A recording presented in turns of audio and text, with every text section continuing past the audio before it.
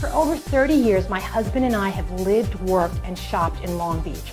We've raised our family in this community. We've created this channel to help introduce others to Long Beach. I'm Eileen Rivera, and this is We Are Long Beach. Hi, I'm Zach with the Rivera team. My team and I are committed to introducing you to the people, the businesses, and the homes of Long Beach. Today I'm here with Elric Moores of World Serpent Exotics. Elric, thank you for having me here today. Yeah, thank you for having us. My name is Elric. I vend reptiles in a reptile store here in Bixby Knolls in Long Beach, California. And we're here to show you some of the animals that we have and recommend. Please, Elric, what do you have for us today?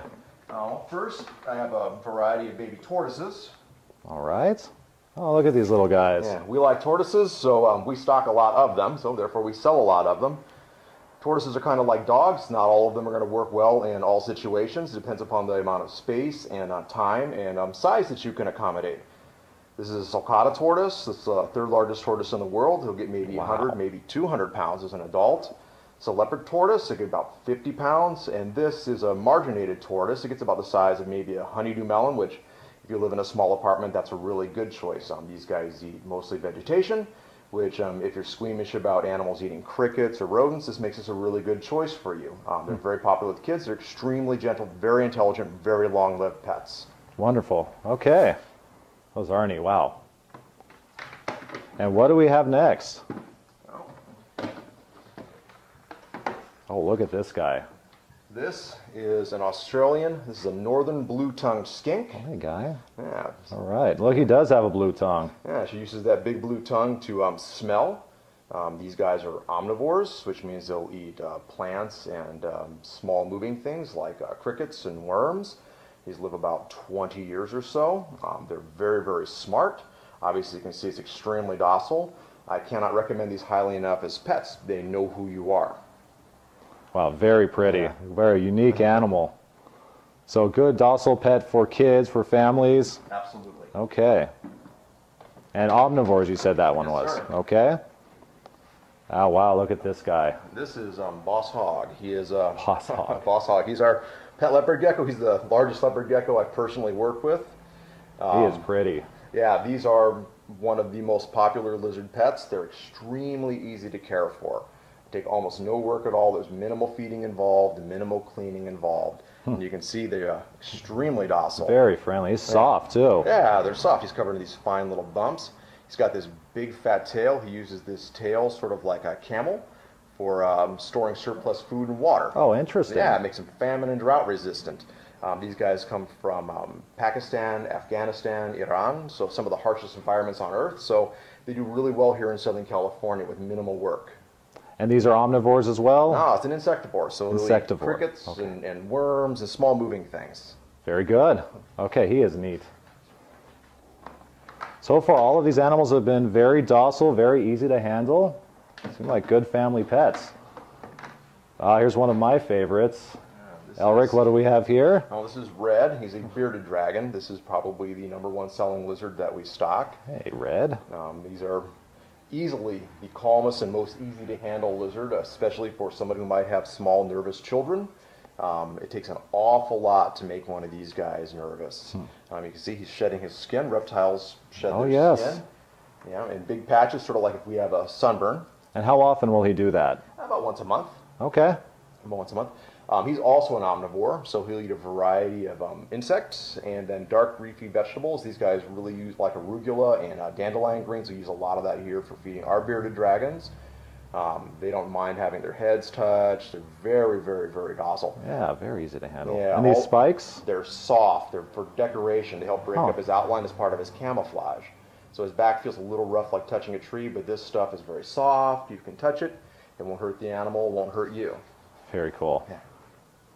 All right. So those are the lizards and the tortoises. Oh boy, here we go. This is neat. Yeah, this is Julie. Oh, hi, Julie. Yeah, Julie is a ball python. Julie makes frequent appearances. Interesting color for a ball python, yeah, though, yes? This is a T positive or a caramel albino, so she's a little different than the normal colored ball pythons. These are probably our #1 selling snake. You can see how docile the animal is. They're moderately sized. They're large enough that you know that you own a snake, but not so big that owning the animal is a problem. They do eat rodents. Some people don't like that. It's really not an issue. It's what the animal's designed to do. Sure. You can see how calm it is, and they come in a wide variety of colors, so different people with different preferences have a lot of different stuff to choose from. They're extremely inexpensive, extremely easy to deal with.